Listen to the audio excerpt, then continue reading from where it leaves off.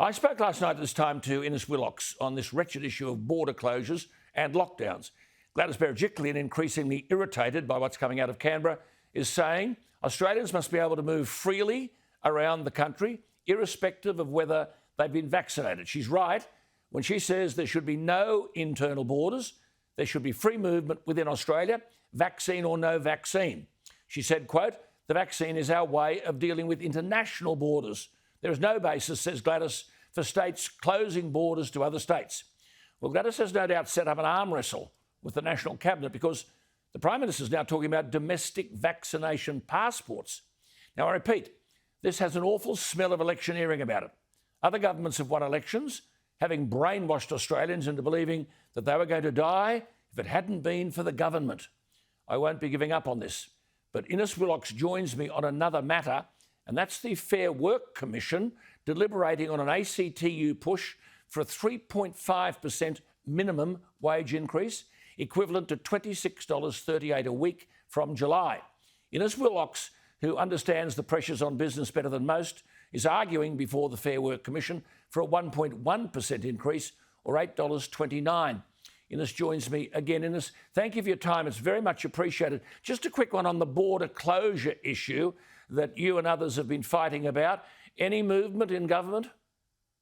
None as yet, Alan, but there is progress occurring. I think some of the states are making it clear that we need to have at least clear movement around Australia between the different states, and I think that's a good starting point. I mean, the idea of a vaccine passport to move around Australia would mean that we're giving up on the notion of Australia being a nation, one nation. So Good that's on a start.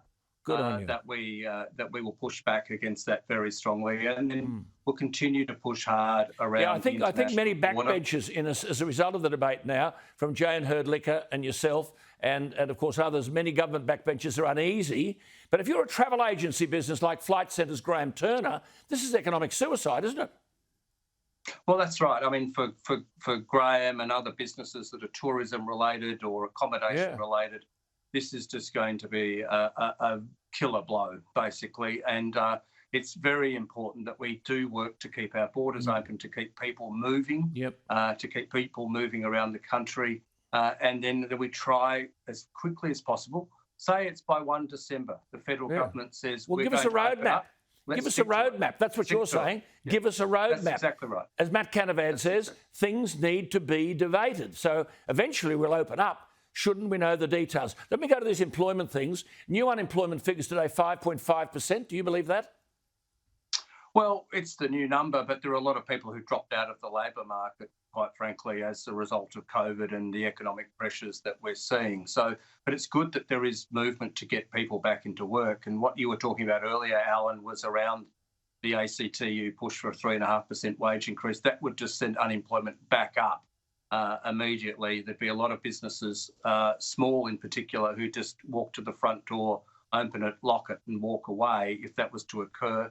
You talked about Victoria, now business is sort of being milked like a cow for taxes to pay for a whole range of programs, and you put a big wage increase on top of that, that would make it very difficult.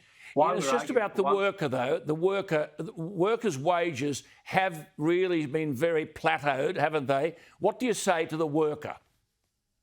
Well, I would say this, Alan, we do have a very high minimum wage. We have the world's highest minimum wage, and then wages back off that. So at just over $750 a week, it is the world's highest minimum wage that Australia has. I would also say that people have benefited or will benefit from the 0.5% superannuation increase from 1 July. That's the wage trade-off.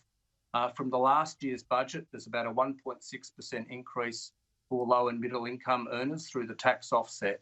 To put a huge impost on top of that would be a backbreaker for many businesses. And then, so we're saying 1.1%. That means about 3.2% for the low paid in a 1% inflation environment.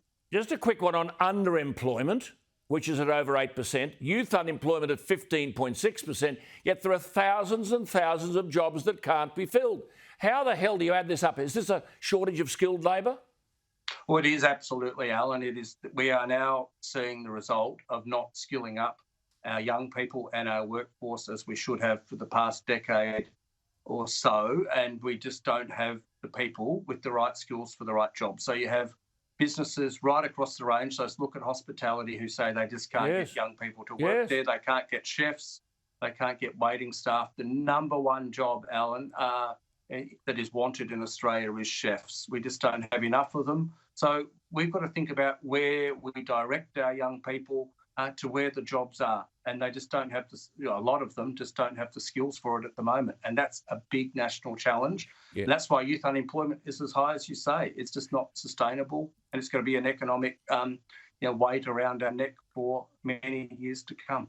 Well, let me just say, one of the answers to the problem, Innes, is the reason you're here. We have to have debate and discussion about these things. So that's why I said to you last night, you're welcome at any time. You've got to educate the public to understand what exactly the problems are and what the answers are. So thank you for your time tonight, and Thanks, we will Alan. talk again.